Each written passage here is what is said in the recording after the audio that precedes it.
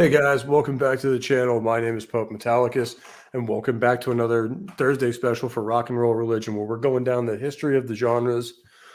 We started branching off a little bit last time with punk, which is happening pretty much concurrently to what we're going to talk about today, which is, of course, the new wave of British heavy metal, one of the greatest periods of music in the 20th century, and the starting point for a lot of the greatest bands ever formed.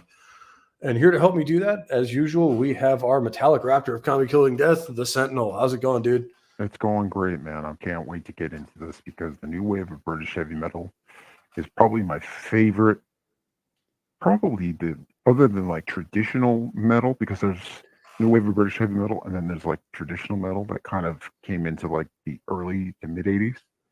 But it all began with this modern kind of crunchy, edgy, in your face, direct. No blues, just full metal going on. 1980, the new Yeah, I British mean, I can metal. see that easily. And we got Papa Cotton here. How's it going, man? Whoa, I haven't seen him for a long time. What's up, dude?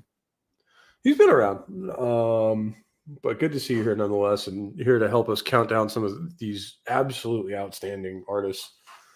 I mean, what can you even say about some of these bands? They've gone on to become literal cornerstones of the entire metal scene. Like, not even just within their own genre. I mean, look at just Motorhead. Founded pretty much everything that came after. Yeah. Like from, even Guns N' Roses. Hard rock to black metal, they were involved with all of it. I don't think you have bands like Guns N' Roses without Motorhead even. And I say that quite unironically because the attitude of Motorhead and Lemmy was a huge influence on Slash. Yep. And bands like Saxon as well. Bands like Saxon. Who are still going. A lot of these bands are still going strong to this day, which I find awesome. 70 is the new 50. Apparently. God knows Rob can still sing like he's in his 40s. Oh, God, yeah. He showed that off of Panic Attack a couple of weeks ago with holy shit. Did you ever see the little clip where there's this person interviewing Rob Halford, and she's like, "Rob, we have a special guest who wants to ask you a question," or he's like a cohort, she said, and then Lemmy appears on the screen. "Hello, Rob." Yeah. What's you have one of the most amazing voices in all of music. How do you grease it? He said. To which Rob started just belly laughing, just trying to keep it to himself. And then the second question he asked was, "What is the most embarrassing stage memory other than the motorcycle?" Well, that's the funny part is Lemmy was there for most of it. Yeah, I know. So Rob's answer was tea with a little bit of honey. Yep. And not like any amount of, vocal maintenance was going to help Lemmy's voice. Yeah. Actually, Rob, in that same little clip, and I could just give it to you if you haven't seen it. Oh, I've seen it. Oh, you've seen it? Yeah. Yeah, one of my favorite clips between the two of them. Yeah, mine too. Because they were great friends for decades. I come back to that clip every once in a while just to see the interaction between him and Lemmy. That was really sweet to see. Yeah. But I mean, getting into the bands here, I mean, we'll start off with the band I covered this Sunday on Rock and Roll Religion, that being Diamond Head. Mm-hmm. Underrated band in their time. Massively underrated. I prefer them over Tigers and Pantang, Angel Witch, Girl School. I mean, as far as like the lesser known new wave of British heavy metal bands, I would say Diamond Head is the top of that. Yeah, they're right at the top of the B tier. Like the bands that never quite made it to, the top of the pile, but were still really solid. Mm-hmm, like these guys were never all that commercially successful until way later. But everyone knows their songs now. Yeah. Because Metallica covered half of them. And I give Metallica some credit because they introduced me to Diamond Head through their covers. And Yeah, I think I hadn't heard Am I Evil until I had heard it from Metallica. it's a good cover. All of the Metallica covers that they do Yeah, are a lot of really, Metallica's covers are really solid. yeah, Hell, I mean, some of their cover stuff is better than anything else they released in the decade. sure. You could make that argument. I mean, I would say Garage Inc. With all of those. And most of those versions are great. Like his Yeah, I version would of say Turn the just Page by one. Bob Seger is outstanding. Yep, that one and Whiskey in the Jar, I would say. Yep, that one's a good one. The Merciful Death medley is pretty good too. Yeah. Um, And let's see.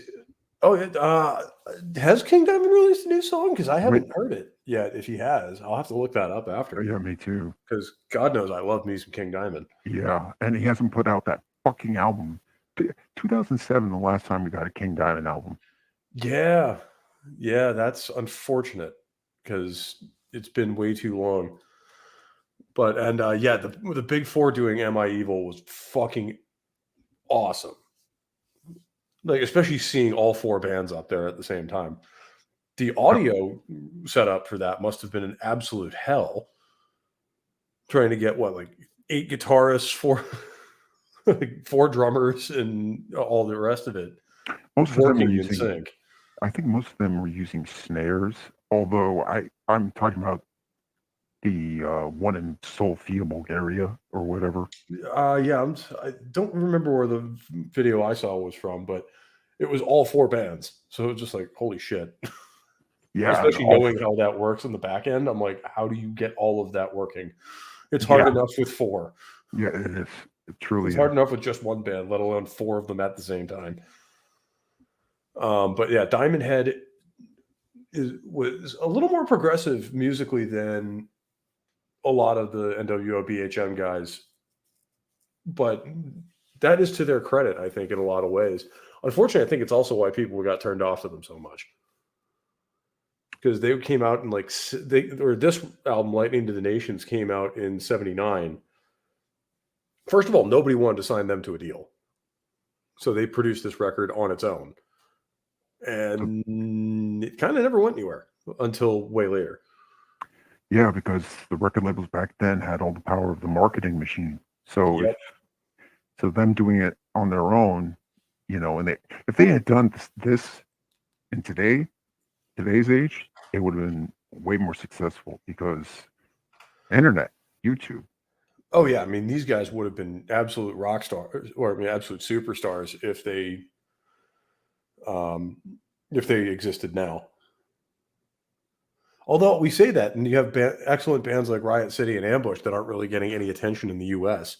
I know, right? Anyway, despite being 2 absolutely outstanding bands that can stand toe to toe with these guys. It's funny. It's like, for example, Ice Earth and Manowar are huge in Europe and all over the rest of the world. And over They're here, American nothing. bands. Like, what the fuck? Yeah, well, Manowar hardly ever tours the States anymore, but we'll talk more about that on Sunday. Mhm. But yeah, I mean, Diamond Head really, really influential. Like we said, especially Metallica, but other bands as well have claimed them as an influence, and you can hear a lot of it in a lot of bands in the '80s and '90s. So really, really influential. And the next one's not as influential, but pretty good example of what is a solid beat, solid B tier band that did pretty good for a while and then kind of faded into the background, which is Tigers of Pantang.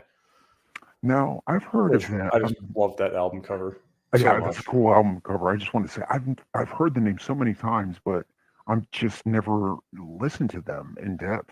Yeah, they're one of those ones kind of like Diamond Head where they're around and everyone knows it. But it's kind of one of those, like, I'll stumble across them every now and again and be like, oh yeah, these guys were good. And then, when the record's over, I'll just go back to the rest of my playlist and forget all about them again. That album cover should have sold. Imagine, oh man.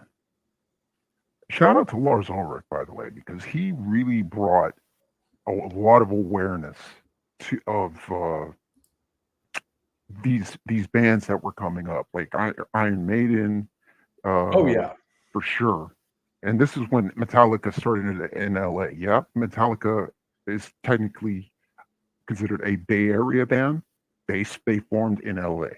So, um, and Lars was the West Coast founder of the Motorhead fan club. I mean, come on, you yeah. I don't mean, really get as much. You don't and get as big of they've gone out a of their way to promote a lot of smaller artists thank you in, to in Forge right out their of my mouth. in their career.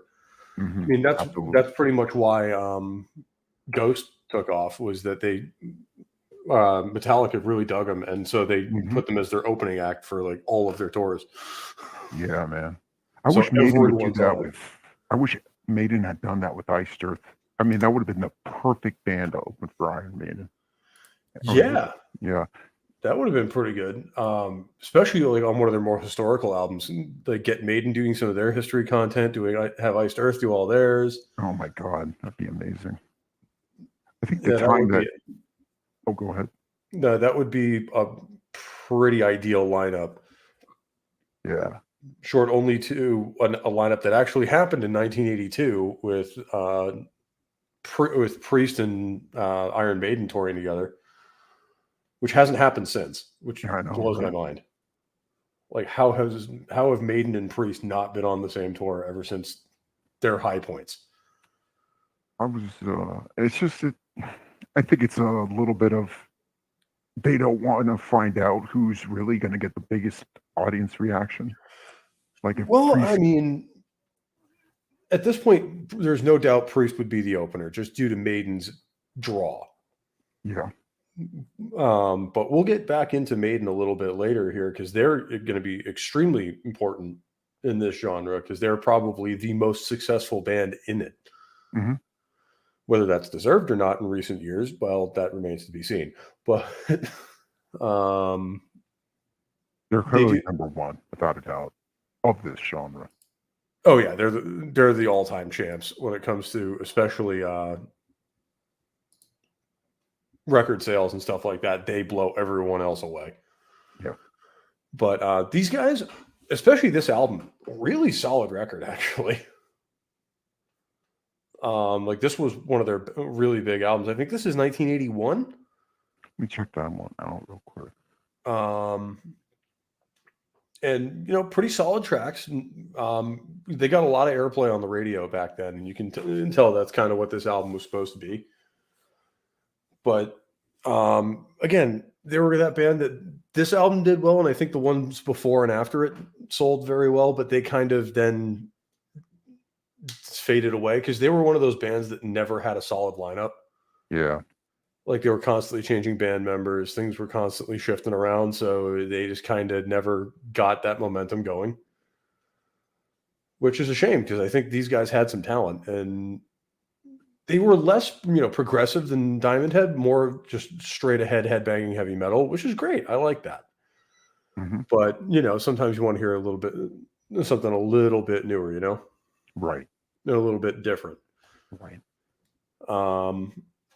But yeah, this album is probably their high point. Again, it comes a little later than the period we're talking. This is 1981, so we're getting into the 80s, the height of the genre, and this is where kind of the bedrock for all of the excess and massive explosion of metal genres in the 80s happens because you have all of these bands coming together in this period that are kind of paving the way into the 80s, and then you have a couple older bands like Black Sabbath and Judas Priest inspiring these guys and shining a light on them because Sabbath had been around since 1970. Hmm. Priest had been around since that same time, although they didn't record an album until 1974. Not that we talk about that record. I would. Can I? Yeah. Let me just go on a little rant. It'll be short.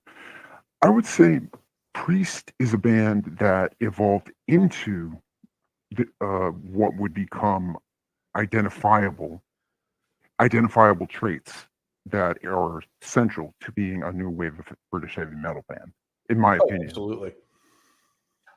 So by like 79, Priest was a full-on new wave of British heavy metal band with some shitty, you know, Yeah, I mean, well, that's the kind of the funny part is they get labeled an NWOBHM band, but they're not. They have all of the hallmarks of one, but they predate it. Right. Because guess where all of the other bands got those hallmarks from? Yep. And Black Sabbath as well. Because they originated the entire genre. So, of course, everything's going to sound like them. Thank God for Birmingham, England. Yeah. I mean, back when it was actually a decent place by all accounts. Not, great, but it was kind of like the British version of Pittsburgh. Right. And I'll take the British version of Pittsburgh versus the place it's become, to be honest. Oh, yeah. Everything I hear about Birmingham in England now is quite negative. Don't let you. I was trying to like see if but this was before COVID, but I was trying to like plan a little trip around the UK. Mm-hmm. And, like, oh, I definitely want to go to Birmingham and see like all the bars and shit where these guys used to play. And then like one of my British friends was like, don't. Like, if you value your opinion of Birmingham, don't. Yeah. It's a shame. Oh, okay. But no, that, it's like, so you have a bunch of minor players like this, like, I think we mentioned Girl School a little bit earlier. They're around in this period. Angel Witch is in there with, again, a little more progressive rock sound, which unfortunately for them was dying at this point. Because throughout the 70s, you've been getting it and people are kind of sick of hearing it. So unless you were a band like Rush, you couldn't really get away with that sound anymore because Rush is Rush. Right. The normal rules don't apply to certain bands. It's like, oh yeah, everything's kind of defined by the genre. Yeah, except if you're a certain band within it. Then everyone just looks to you anyway. But we have a bunch of like smaller artists that are wavering around, and then we have the heavy hitters who I will be doing Rock and Roll Religions on every one of these, or already have in some cases. These guys are some of the biggest acts in the entire genre, and there can be no comparison to some of them. I mean, the first one being Iron Maiden. I mean, what can you even say about these guys' influence on the genre? It exists because of them. I think there are multiple entire genres of music that would not exist without Iron Maiden. True. Like, do you think power metal? Theater? Yeah, like, do you think power metal would have really come to exist without Iron Maiden? No. Like you say, a lot of the historical stuff would not, like Iced Earth would probably not exist without Maiden. Yeah, Maiden, Rhyme of the Ancient Mariner, I would say it was definitely a big influence on Iced Earth's epic Dante's Inferno. Yeah. And even their shorter history-based stuff like Run to the Hills or Aces High. Good point. Yeah. Like, kind of drove that home of like, hey, you guys can still make money talking about cool stuff like history. And then Maiden kind of ran in that direction for a while with like albums like Somewhere in Time. Yeah. Which is a fantastic record, and you should all own it. For me, that's probably the album I go to the most prior to the Nico era. That was in the Nico era, I think, wasn't it? Yeah, because Clive Burr was gone by. Number of the Beast is the Number of the Beast was on Nico era. I've had to buy it twice on CD because I played it so much I scratched it. Yeah, I've had a couple albums like that where I literally wore the CD out. Yeah. Which I didn't know was possible until I did it with some of those. So, oops. And at this period, we're talking about late 70s, early 80s. Their really famous singer, the one in the picture, Bruce Dickinson, wouldn't even be in the band yet. Right. He was in a band called Samson. who is also a NWOBHM band of right. lesser repute. Like they weren't a bad band, but they were certainly nowhere near what Iron Maiden turned into. Nowhere. They had and was clear they were never going to. right. But I hear a lot of people complain even to this day about Paul Di'Anno's voice, and I don't understand why. He sounds fucking great. I would say the difference is people really like Rob's, what's his name? Dickinson's more operatic projection vocals. Paul Di'Anno has this wonderful baritone in his voice, almost like a blues singer, but not quite. Yeah, punky. I would say closer to that Lemmy category in many ways, but a better version of it singing wise, if that makes any sense. Yeah, he's definitely the less well trained of the singers. Yeah, but he was certainly like you say, a lot more punk inspired and stuff like that, but that's not a bad thing. Right. Coming from that. And it looks like we have a $6.66 tip from Anonymous. I bet I know who that is. Because he asked about it in the chat earlier, saying, "Let me buy you a Newcastle Brown." I appreciate it, my dude. I do love me some Newcastle. It's good stuff. I don't know how to put try to put that up in the chat, but I can't. Oh, I can copy and paste it. There we go. Control C. There we are. Sorry about that, guys. We're watching Pope learn things in real time. But yeah, these guys, they're the most successful heavy metal band ever. Like, there's no one who's even close.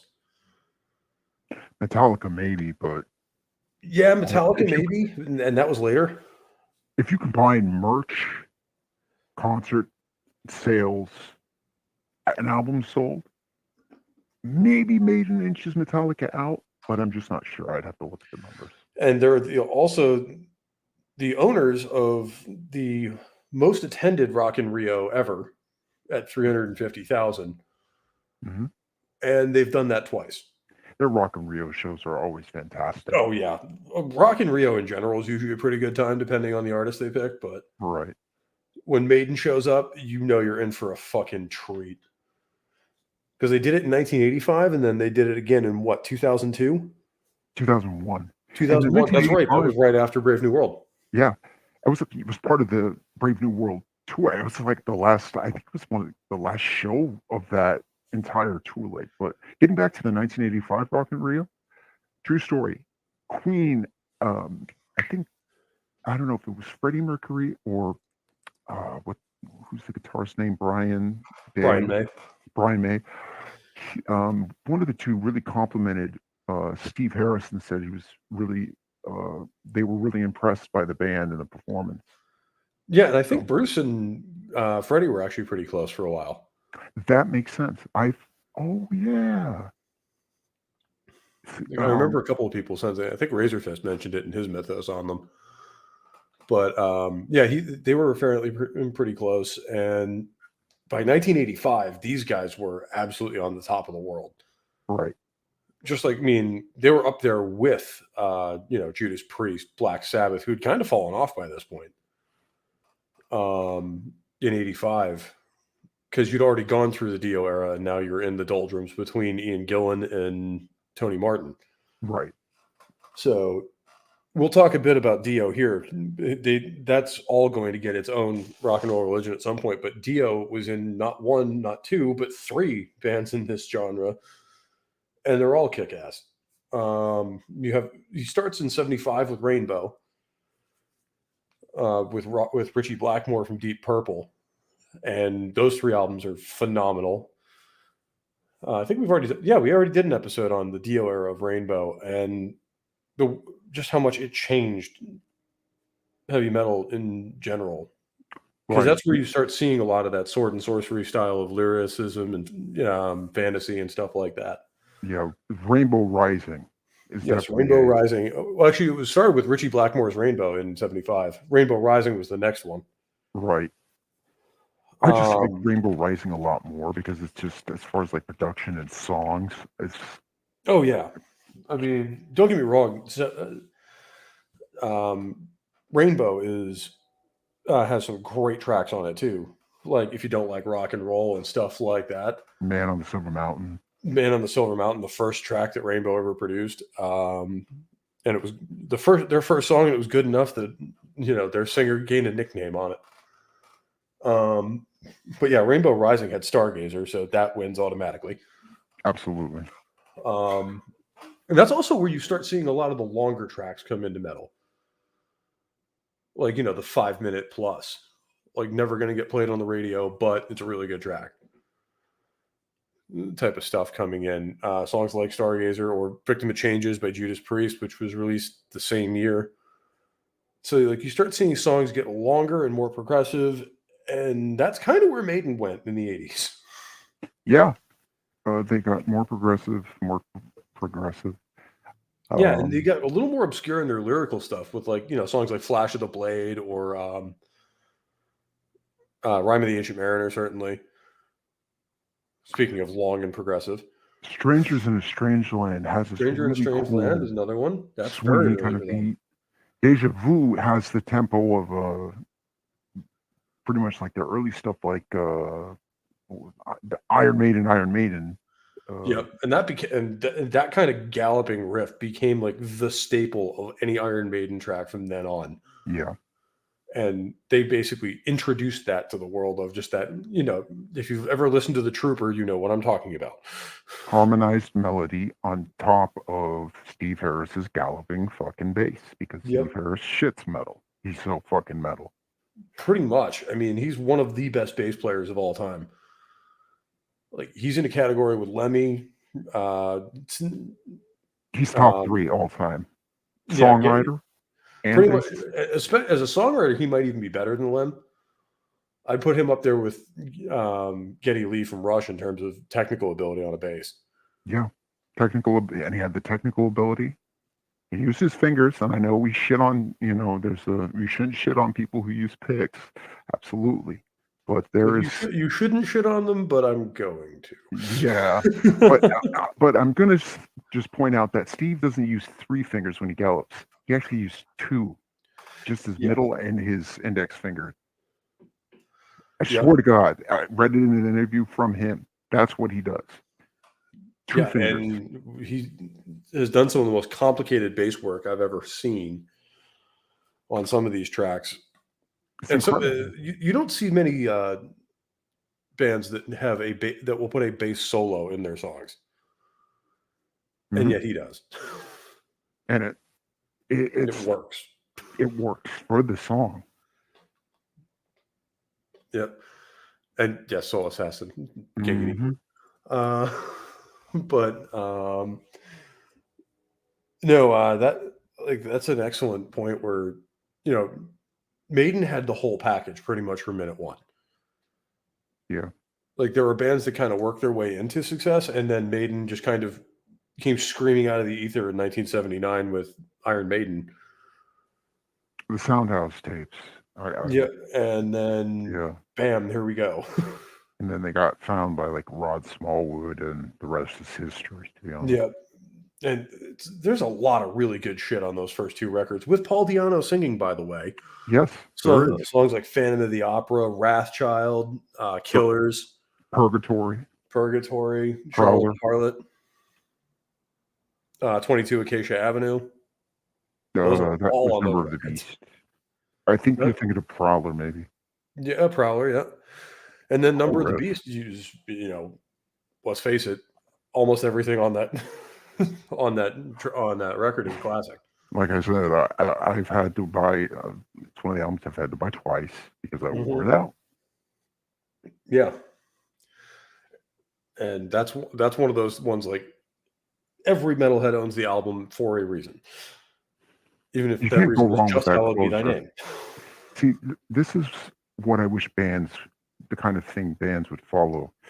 Start with a fast, energetic opening track, Then second being the title track of the album. But then, but most importantly, end with something epic. And very few albums actually accomplish this. The Number of the Beast does. Hallowed Be Thy Name is the best song they've ever written. You know what album follows that trajectory to a T is Peace of Mind? Is Firepower. Oh. Because it starts off with the title track. Right. And then it ends with Sea of Red, which has got that like epic kind of operatic ending to it. So it follows that pretty much to a T. All right. It's so fucking good. I'll have to re-listen to it because I didn't notice that the first time. But Maiden is one of those bands that it is impossible to overstate their importance to the genre because they're in everything. I mean, I'm at a loss for words. I mean, you can't say enough about the importance of Iron Maiden. And it sucks because their later output is nowhere near up to this standard. So it's kind of like we're talking about them in the past tense, even though they're still a thing. Right. That's because you just look at their collection and it's like, okay, Brave New World, and we don't look to the right. And they put out at least one shitty album during the Dickinson era, mind you. No Prayer for the Dying. I did not like. Oh yeah, shit! I forgot that was him. What garbage! Yeah, that's on my list of worst Iron Maiden records. I mean, granted, it's a list that's populated quite heavily by Blaze Bayley and everything he ever did with them. Yeah, and more recent stuff for me too. Yeah, and the more recent ones, pretty much anything. Like you had that one brief, really bright spot in Brave New World, and then it died again. I know, right? I love Dance of. I don't love Dance of Death, but I still. That's one of those ones like I don't love it, but I don't hate it either. Right. It's like it's a good listen, but some of the songs on it are just so fucking progressive and so overrated. Like Passchendaele and Passchendaele is a great song if it ended 2 minutes shorter than it did. I've never liked it. I like Face in the Sand though. That one's pretty good. But I did like Passchendaele. It's just it needed to be about 2 minutes shorter. Yeah, definitely. Because for me too. Because it just drags and it doesn't really do anything all that interesting after the intro. That actually is the song, to be honest, that is the kind of blueprint for the Maiden albums and songs that would come after. For instance, A Matter of Life and Death has several songs that are well over 6 minutes. Much to everyone's regret. Right. And there's good stuff in them. But Jesus, Kevin Shirley, have some balls and tell them, listen, it sounds like shit. And you need to cut it up, make it as tight and as fast as possible. You're in your fucking late 60s. Sound energetic. You know, you're and people were making that excuse for them for years, like, oh well, yeah, they're in their 60s now. They're slowing down with their old age. Well, Saxon and Priest aren't, and they're older. Yeah. So, just like, so what's your problem? If Lemmy hadn't died, he'd still be touring. Oh God, yeah, Motorhead would still be going on tour all the time if Lemmy was still around. Because that's just what Motorhead does. Motorhead tours. That's what they do. I don't want to hear that they're too old excuse. That's bullshit. Yeah. Maybe you could say, okay, you need a younger drummer because drumming is such a physically intense instrument that needs you have to be very conditioned, and you lose a lot of that conditioning as you enter your 60s and 70s. Yeah, I can see that argument being made, but there's plenty of drummers out there who've proven them wrong on that. Like Nico, for example. Yeah, Nico is a perfect example. Or Neil Peart from Rush. Or Neil Peart. He was still fantastic right up until the day he died. How old was he when he died? I think he was 68, I want to say. Okay, yeah. So there you go. Maybe even older. I think he might have been a little older than that. But 68 sounds right. But And how close is he to Jack Bruce from Cream? I would put him on that level as Steve Harris as a bass player. I would put him on that level because he's not just the bass player; he's also the lead songwriter in the entire band. And it's easy to kind of overlook the bass player, but Steve has a way of standing out even among this band of absolute legends. Right. And since we're not going to talk about Priest all that much this show, well, we have to talk about a guitar duo, and there they are on the right, Adrian Smith and Dave Murray. Two absolute fucking legends. Like these guys, almost indistinguishable. From one another. You have to be very detailed, eye for detail to catch the differences. And it changes too, because they'll play each other's parts. Yeah, exactly. Yeah. Live, they'll play each other's parts, so it'll kind of throw you off a little bit. You're like, okay, that's Dave. Wait, no, why is Adrian's hand moving? Yeah, I know, right? And Adrian's a good songwriter too. Yeah, he is. As that was one of the things that went wrong on No Prayer for the Dying and stuff like that was, well, Adrian had left the band for a while. Yeah. So they didn't have one of their major songwriters, and they also didn't have their singer.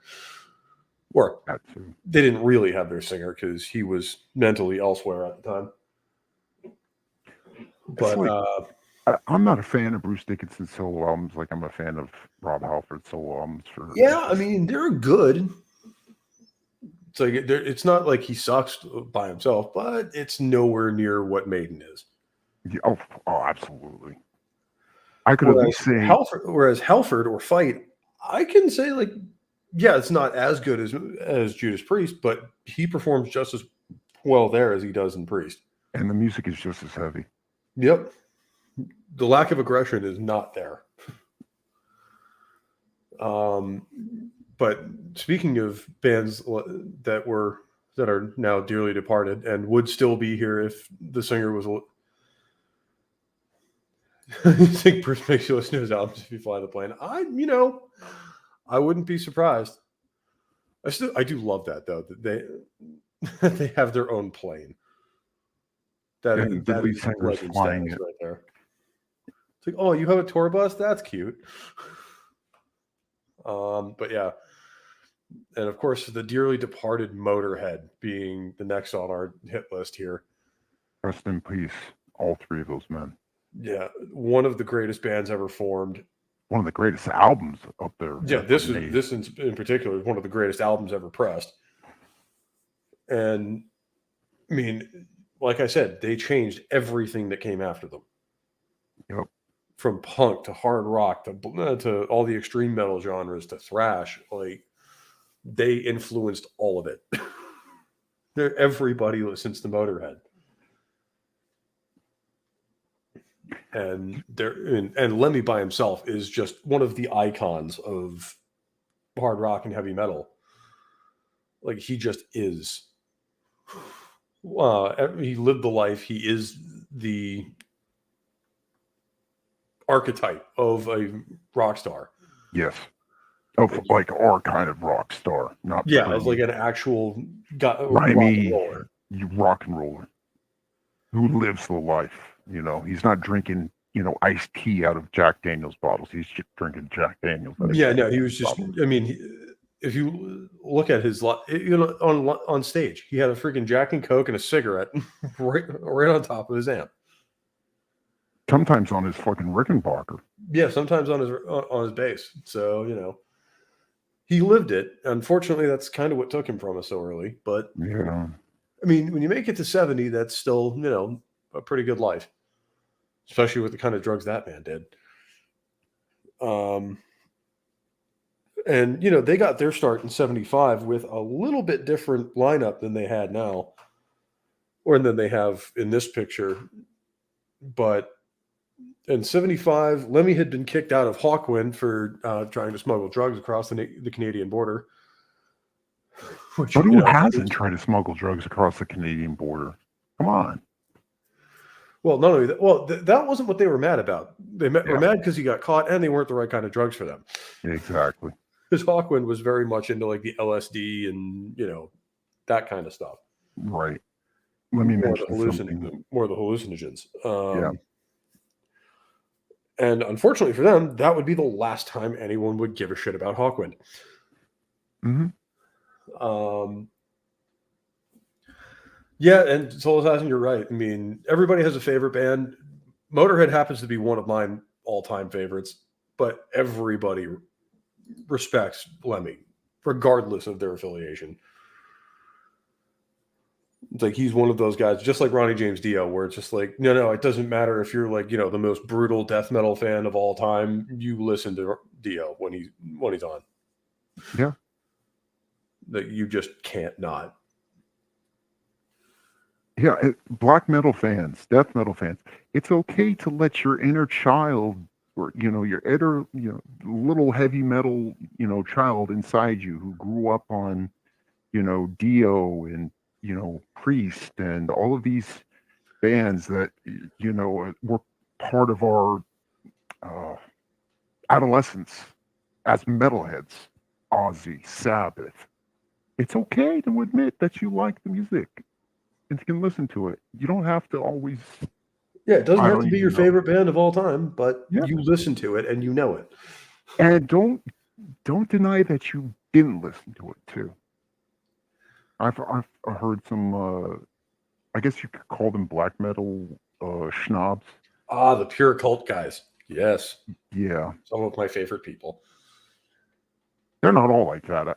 For just to put that out No, there. for every and even most of the pure cult guys or the true cult guys are not like that. I mean, we have Imperatus, Mm-hmm. who is pretty much a black metal purist, and he's a pretty good dude. Yeah, still listens to other stuff, doesn't hate on stuff just because it's different. And then you have those people. Yeah. And I mean, they're in every genre and always will be. But I mean, Motorhead is one of those in this period too. They were creating some of their best work Mm-hmm. from the title or from the self-titled album, which some people like to shit on. I don't know why. It's just more Motorhead. It's the start of what made them great. You also have Overkill, Bomber, and Ace of Spades.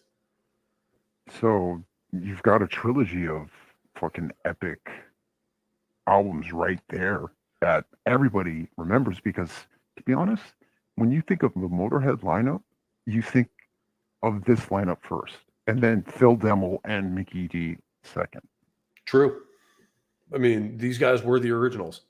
Yep. At least when it came to recording. They did have two members prior to this, but they didn't last long. And then they almost didn't make it. Like that first album did not do well. And Overkill was kind of a Hail Mary for them. So they were about one step from gone. In fact, I think I've seen interviews where Lemmy was basically saying, like, if this doesn't do well, we're, that's it. We've had it. Like, we'll have to, dissolve the band. I had no idea. And fortunately for them, Overkill became a fucking classic. I had no idea that they were that close to just going out into the, ether. Well, because, I mean, they were out of money. Jesus. Thank God for Overkill, man. That's about the time Filthy Animal, Phil Taylor, got into the band? Well, he was in there for Motorhead for their self-titled as well, but yeah, that was him. Especially with that double bass kick. Yeah, absolutely. He created that sound. Yeah, Dave Lombardo, the drummer of Slayer, who's a fucking god in his own right, points at this guy and says, "This guy's the reason I play double bass as much as I do." And he's the reason everybody has it. Every metal band has a dual bass drum now. Mm-hmm. And yeah, I know that the guys from some of the guys from Anvil have talked about them kind of trying to say that I turned down the offer. I don't know how much of that is legit because you know how metalheads are. They talk shit all the time, and I don't know who in their right mind would turn down an opportunity to be in Motorhead. I wouldn't. That seems remarkably brain dead to me. I wouldn't. Oh, hell no. It's just, it's the music business, not music friendship. And Anvil chose the latter. Yeah. But, I mean, that's not shitting on them. Anvil's a great band, but... Are you sure? I mean, for me, outside of metal on metal, I just don't really care for anything else. It's just so generic. I mean, they're kind of like Armored Saint with that, where some of their stuff sounds really generic, other stuff's pretty kick-ass. Mm-hmm.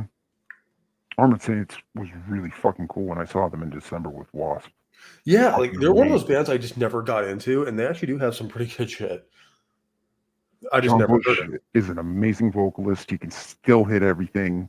Just amazing show. Really great. And a lot with Armored Saint, a lot of it's the riffs. Mm-hmm. Just those chugging guitar riffs is just excellent. And they're around at this point too. Like towards the end of the show here, we'll get into like some of the bands that were kind of orbiting around it, but aren't technically part of the genre by either predating it or, not being from England. So, you'll have your bands like Accept, Michael Schenker Group, all those guys. And then, all the American stuff, or, Armored Saint and all these guys forming around this time. Quiet Riot is releasing Come On Feel the Noise, and that gets on MTV. Quiet Riot was around at this point. And MTV is a huge part of the spread of this music also. And it's funny because it's the reason a lot of people heard this music, and it's also kind of a marker of the end of the NWOBHM era in like 82, because MTV started in what, 81, 82? I want to say 82. And that was right about the end of this era. Yeah, it was like you got 82 and you got Screaming for Vengeance is released. You've got fucking The Number of the Beast is released. So you've kind of got the pinnacle of the genre as MTV is just being birthed. So you get videos like Run to the Hills, Number of the Beast, Breaking the Law. Yeah. And then, with Screaming for Vengeance and Number of the Beast, like especially Screaming for Vengeance, I mean, you have Priest once again planting the flag as this is where metal is going. You guys need to, forward from here. I would say at that time, Priest was bigger in America than Maiden was. Priest they were in America from because remember, Maiden had just been recording for 2 years at that point, pretty much. Because they came out with their first album in 79, and by 82, they still only had 3 records. Mm-hmm. So they were still on their way up. And I would not be opposed to doing a show about Headbangers Ball, man. I remember that shit when I was a kid. I never had cable as a kid, so I missed out on it. Yeah, my parents weren't happy that I watched it, but Yeah. Whenever I'd stay at like a hotel on vacation, it's like, let's watch Beavis and Butthead, Oh, my mom hated Beavis and Butthead. I love it, obviously. So did mine. She thought, my mom thought we were going to light shit on fire and, do a bunch of dumb shit with me and my well, brother. I mean, we weren't, in that she wasn't particularly wrong. That's true. We did that shit just later. Yeah. And for a fact, my brother has a fire jump, skateboarding, like doing an ollie. An ollie is where you flip the board and it looks like you're jumping with the skateboard. For those who don't know, he got some gas. Went to his elementary school. You remember the old wooden lunch tables that they had? The ones every public school had? Yeah, so he basically poured gas at the end of one of those and lit it on fire or something like that. And somebody was recording it. And apparently somebody saw something, called the cops. Wasn't that big of a deal. My brother was like 13 at the time, so. Yeah. But that's one of those that's like, whoopsie. Right. But no, I mean, Motorhead was another one of those standard bearers for the entire genre of just basically showing other bands, especially younger bands, the way forward. It was like, this is where this genre is going. Get on, get on the bus. Yeah. Grimy, speedy, chuggy, dirty, heavy. Oh, hell yeah. And like this, and what kind of marks 82 is like the end of NWOBHM, excuse me, is you then have all of these these subgenres just that start spinning out constantly in the 80s. Mm-hmm. I mean, you start off with like speed metal with bands like Accept. And then thrash comes close, or black metal and thrash come close on that heel. And then towards the end, you get death metal and stuff like that. And it's all just kind of building off of each other. Right. Oh, which reminds me, Venom. Yes, Venom is technically an NWOBHM band because they are British. They are in this period, and they released their first album. Well, they recorded their first album in '79, and it wouldn't be released until 1980. But these guys were right. I mean, right at the end of the decade, you have black metal start, right? Led on by bands like Venom. Actually, pretty much just Venom at this point. Bathory wouldn't come around until '83. And Merciful Fate was more of like a straight ahead, just metal. Merciful Fate is black metal, but musically they're kind of not. Yeah. Like they're the interesting one out of the first big four of black metal. You have, Venom, Bathory, Sodom, and Merciful Fate. They're about as heavy as the band Ghost in comparison to those who surround them in that early pre-black metal. Yeah, they're the different one. The first wave out of the first wave of black metal, they're the oddball. Yes. But that's a very good thing. Because Merciful Fate kicks ass. They kick ass, as does fucking the King Diamond band, So. Yeah, I mean, unfortunately for the rest of the band, King Diamond's the only one anyone pays attention to, which is kind of a tragedy because they're both, the other members of the band are all excellent musicians in their own right. Yeah, it's like the further away, like King Diamond took like a couple of the members of Merciful Fate with him when he recorded Abigail. Yep. And you can tell because the music is just fantastic. Well, when you include drummer musicians like Mickey D. Yep. And Andy LaRoque. Yeah. You're gonna get what you paid for in terms of musical quality. That might be why the follow-up Them is so like trebly. It doesn't have a lot of bottom end compared to Abigail. Because they switched basses. That's true. So they may have pulled a Metallica there and just kind of turned the bass down in the mix. Yep. Which I don't know why, because they do perfectly acceptable on them. It's not as iconic an album as Abigail, but it's damn close, I'd say. Yeah. You also have songs like Welcome Home on there. Oh, are you talking about Master Pup? No, Welcome Home as in Grandma Welcome Home, yeah. T is a good one. Yep, T is an interesting one. I don't listen to it. I listen to Conspiracy more than I listen to them. And the reason I do, because Conspiracy at least flows and has a beefier bottom end. I need my fucking beef. That's true, yeah. Although a lot of 80s albums are like that, where the bass is hardly there at all. Part of that is due to recording technology at the time being so-so. So unless you really, shelled out for the high-quality production studios, which not a lot of bands could afford, right, you get stuck with a really treble-heavy mix. You would think that after the success of Abigail, they'd be able to at least, music songwriting-wise, they did. And actually, they did better than Abigail in a lot of respects. Yeah, they kind of built off of Abigail in a lot of ways and kind of used that as the DNA for the next thing that would come along. Because that's kind of where he came up with the whole, horror novel, but a music album concept. Right. Which is outstanding. I still love that concept to death. The Eye, bro, that's such an underrated album. For me, I had to have it. As soon as I heard like the opening track, fuck Yep. yeah.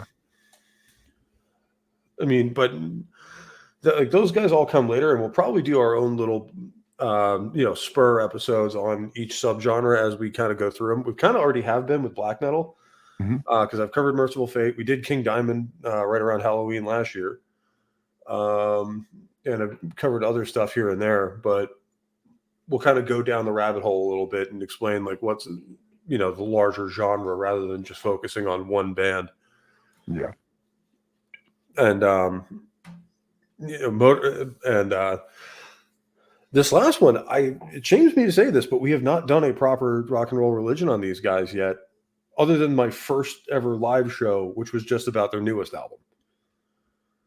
And of course, we are talking the mighty Saxon. Hmm. These guys are probably the most consistent band in metal at this point.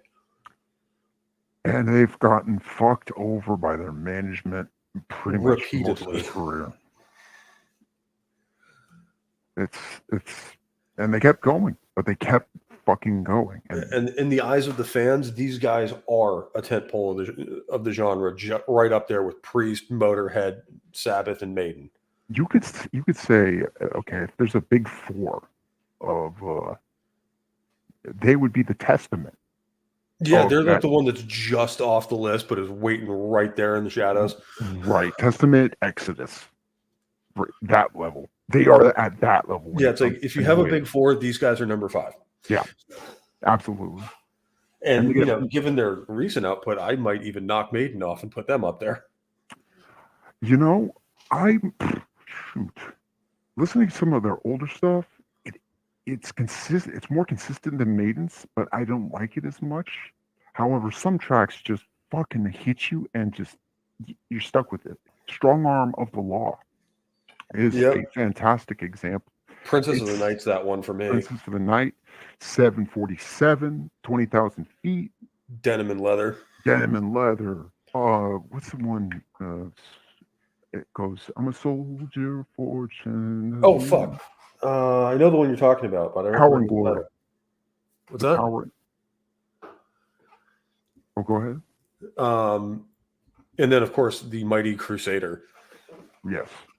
Which I've gotten dirty looks for that one for playing that song at work. I don't know why.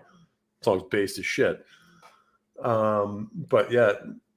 Well, I mean, that's always the thing about not only the fans, but the genre itself. We keep getting, downplayed and shit on by everybody else. And yet here we are 50 years in, still going, still in our little corner of the music world. It trips me out because I was at a Nightwish show and an entire fucking family was attending it. Hell yeah. I was just blown away. The kid is like 8 years old and the daughter's like 12 years old, and then the two parents, and all of them are enjoying the shit out of the music. Oh, hell yeah. I mean, I was at a Sabaton show a few years back, and, some guy brought their 6-year-old kid. That's happened. I've seen that. He's sitting there throwing up the horns just like we are. It's just like, fuck yeah, kid. This one is ours now. Man, I wish I could remember, but I think I saw it at one of the shows at the San Francisco Warfield. This guy, put really protective ear things on his little kid's head because that shit will just damage their ears forever because they're still growing. Yeah, but they were on their shoulders, and I think it might have even been a Megadeth show. I can't recall. Nice. But these guys musically are pretty much like where Saxon lies is pretty much where Iron Maiden and Motorhead smashed together. Mm-hmm. In terms of their lyrical content and in terms of their tone and musicality. That's kind of where they end up. Yeah, they've definitely got a bluesy sense on some songs, like a swingy sense in some songs, like obviously Strong Arm of the Law. Yeah, I think you got just straight ahead, just fucking rockers like Motorcycle Man. Princess of the Night is another one like that, where that would not sound out of place on an Iron Maiden album. No, it wouldn't. It would fit perfectly right in it. And then, obviously, they do a lot of historical stuff, especially on their later records. Like Carpe Diem is pretty much all historical. And if you guys have not listened to that album yet, go get it. It was my album of the year last year. It is absolutely fucking phenomenal. You will not regret it. And I think that's where they win the title of most consistent and most, tenacious band from this period, in that they never fell off. And they never gave up. Talent-wise. Yeah. They just kept fucking going. Like when everybody else was kind of taking breaks or, changing band members out, these guys were super consistent throughout it. And we're always on tour supporting all of the Maidens and Priests and Motorheads of the world. Like, it was not unusual to see any of those bands on tour and Saxon opening. Saxon They opened didn't for care. Priest in 2018 on their Firepower tour at San Francisco, and I fucking missed it. I can't believe I missed it. I had something going on that day, and I had tickets, and I fucking missed it. I can't believe that happened. That sucks, because Saxon and Priest sounds like a hell of a show. Oh my god, I can't. I watched some footage of it, because people upload stuff, clips, and I was just like, oh my god, this is just torturing myself watching this. Yeah, and then Soul Assassin, I would heavily recommend Crusader. That album is great. That song particularly is fantastic. And it's a song that would get you in trouble today. Oh, absolutely. Jesus. Just the term. By the perpetually offended. Yeah, just the term offends people. Crusader? Right. What kind of... Or referring to people as Saracens? What kind of militant Christianity is this? Right? It's like the good kind. Now shut up. It's the kind that kept you from being, raped by the Ottoman Empire. So pretty much. But no, I mean, when they weren't busy accidentally sacking other Christian cities. That is true. Hagia Sophia was a Christian. Hagia Sophia, let me think. That it would be in Constantinople, which was Istanbul. Oh fuck! Never mind. I think it was around the time when the Roman Empire became the Holy Roman Empire. Well, no, this is the Byzantine Empire. This is Eastern Rome. Eastern Rome. Okay. Yep. And if you guys are, wondering where the dividing line is between like the Greek Orthodox Church and the Roman Catholic Church, if they were part of the Western Roman Empire, they're Catholic. If they're part of the Eastern Roman Empire, they're Orthodox. I still don't know the difference between the two. They're slightly different faiths. They practice, for instance, they practice Easter on different days. Oh, okay. Yeah, I mean, the Crusades are a perfect period for a metal band to cover, because you have all the things that we thrive on. You have death, murder, mayhem, faith. Honor. It's got everything. Love. You went away from the woman you loved for months, if not years, hoping you. Sometimes they never came home, and they stayed there. Yeah, exactly. And and not only that, I mean, even if you are more on the fantasy side of metal, you have these knights on their fucking mighty steeds, just engaging in glorious battle with a hated enemy. Like, it's perfect. It's the perfect historical period for this. Also, Bram Stoker's Dracula, the movie directed by Francis Ford Coppola, the character of Dracula, his origin lies in the Crusades, killing for God. Pretty much. I mean, the real Vlad the Impaler, who Dracula is based on, got that reputation by slaughtering any Ottomans that came into his country. And he was another one of the reasons why the Ottomans didn't run over all of Europe. That and the Poles, which no one talks about. Yeah, give the Poles their just due, man. Come on. Poland as a country has gotten shafted by history so many times. And it's probably a good thing to a certain extent because you don't hear any of these other European countries with the bullshit migration problems that, in Poland, they don't have that. No, because Poland's extremely protective of their people for that reason. And that's what I wish other countries would do. But when you're like, I don't see it as anti-immigrant. I see it as pro, national. Yeah, they're patriotic and slightly nationalistic rather than, this whole globalist bullshit. I'll take that is leaked into Europe and America. Yeah. I'll take ultranationalism over fucking globalism any day of the week. I mean, ultranationalism goes a little far. It does. But that was a socialist. But I also couldn't blame them for being like that because, well, when you've taken most of your history is taking turns either getting conquered by Germany, Russia, or both. That's a good point. You would probably look at the world a little differently too.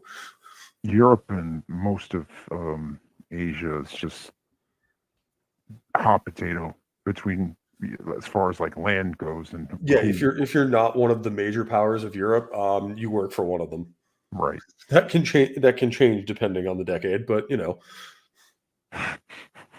Right. I mean, pretty much through the entire Middle Ages, the Holy Roman Empire kind of expanded and then contracted and then expanded again repeatedly.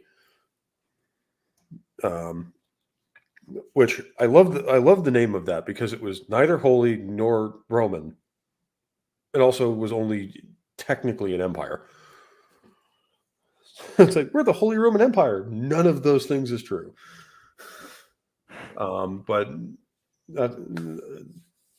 it sounds good in a musical lyric, though. It does. It sounds like a very big important thing, and it was. Except it's really just Germany. Yeah, Germany and the Czech Republic. Yeah, I mean, the Dark Ages were a little before where we're talking. That's like 5th century to like the 9th century, going into the medieval period. Mm-hmm. And then you have, the 3 different medieval periods before the Renaissance. But, the Holy Roman Empire, during that time, it was weird. They were a big empire, very powerful, but they were kind of just there. They didn't really do a lot.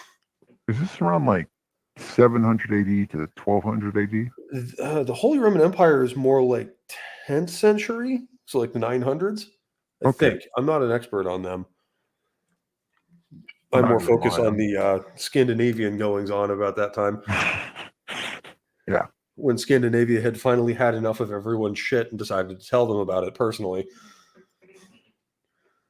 Which, being a history nut, trying to look up who was invading where when during the Viking Age is annoying as shit because the only written records of it are Englishmen saying it, and they just called them all Danes. Yeah. Whether they were Norse, Danish, or Swedish, we don't know. Because the guy recording it is English, and all he cares is there's a giant blonde man with an axe trying to take his stuff. Right. The Holy Roman Empire is Western Rome, and it was kind of one of those weird falls where what the Roman Empire, like the emperor himself used to do, kind of got taken over by the Pope. So you kind of have like the Western Empire never really fell so much as under new management. Yeah, it kind of transformed into the pulpit and kind of made a bureaucracy out of the Catholic Church. Yeah, and sort of a peacemaker between the different kings of Europe. I did not know that. It was less of a, hey, let's all sit down and talk about this, and more of a, here's what you're going to do, and if you say no, I'm going to excommunicate you, so all of your lands are then up for grabs. Because they would allow, I mean, just like the emperors in the Roman period, they would allow like relatively low-level fighting between their vassals. Oh, really? If say like England and Scotland were going at it, they wouldn't really get involved, especially if it was going to be larger costly to move an army up there, they kind of let it go until it got to a certain point. And the Pope kind of did the same thing. Like low-level conflict was allowed, but like, you know, if they really started going after each other, he'd be like, whoa, no, time out. You guys are going to stop this right now, or I'm going to pick a side, and then the other one's going to really regret it. So that was kind of how they kept the peace roughly in Europe. That's why you see a lot of very small-scale conflicts. That and none of these feudal kingdoms could really build an army that large. That's why you'll see, like, you know, accounts of armies in the Middle Ages being like, you know, a couple thousand guys. Whereas even in the Roman period, you saw armies as large as 60, 70,000 on a regular. Because you didn't have that centralized power yet. Or again, to really bring the might of an entire nation to bear. Because most feudal lords were backstabbing little shits who constantly kept half of their forces at home, just in case their neighbors decided to get handsy. But that's a topic for another day where I rant about history. You're one of the you may do it. Your history rants are some of the best ever. I mean, I enjoy listening to them. I mean, we'll be talking about metal and bands, and then we'll go on it. You'll go on it. We'll find ourselves in a historical discussion, just kind of going through stuff. So yeah, pretty well. I mean, that's kind of what a lot of metal does. Is they tell you about it and then you get and then discuss. But yeah, we've been covering this for we've covered the genre pretty well at this point, including all the big names. I'm sure there's ones I've left out. There's hundreds of bands in this genre. But I know you got to get going, and you know we've been going a fair bit here, so yeah, it's about that time to wrap things up. But hopefully you will come back on Sunday when we talk some Manowar. Yeah, so I'm gonna double check, make sure everything's good to go, and I will definitely. Yep. But that is going to be our topic for Sunday. I can't believe it's taken us this long to get there. There's so many heavy metal bands that are great. Yeah, and well, they're one of those ones that's been on the list forever of bands I want to cover, and for some reason, something else knocks them down a peg or two. Yeah. So they're like always on like my second, on my backup list. The backup to-do list. Yeah, I'm like, oh yeah, we got to do Manowar. Oh wait, this thing happened. But yeah, we'll get to that on Sunday finally.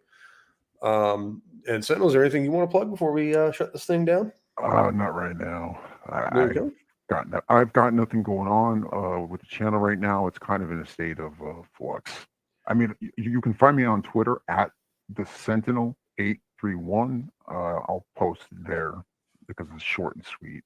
But anything involving like heavy editing or stuff like that, photography, I can't keep up with it. I've got an Instagram, the Sentinel43. You can check that out. But that's about it. All right. As for me, well, you know where to find me come Sunday afternoons on Rock and Roll Religion. We'll try to make this Thursday show a little more regular, either random fandom or more metal history. And right after my Sunday show, you can find me over on Rumble playing Starfinder with Trucker Rob and a whole bunch of other people, where we basically do random shit and beat people to death with ladders because that's apparently our thing now. But with that all being said, thanks you guys for coming by. It's been a great episode, and I'm glad we finally got to talk NWOBHM because this is like the big moment. But with that all being said, take care, stay safe. I love you all, and I'll catch you next time.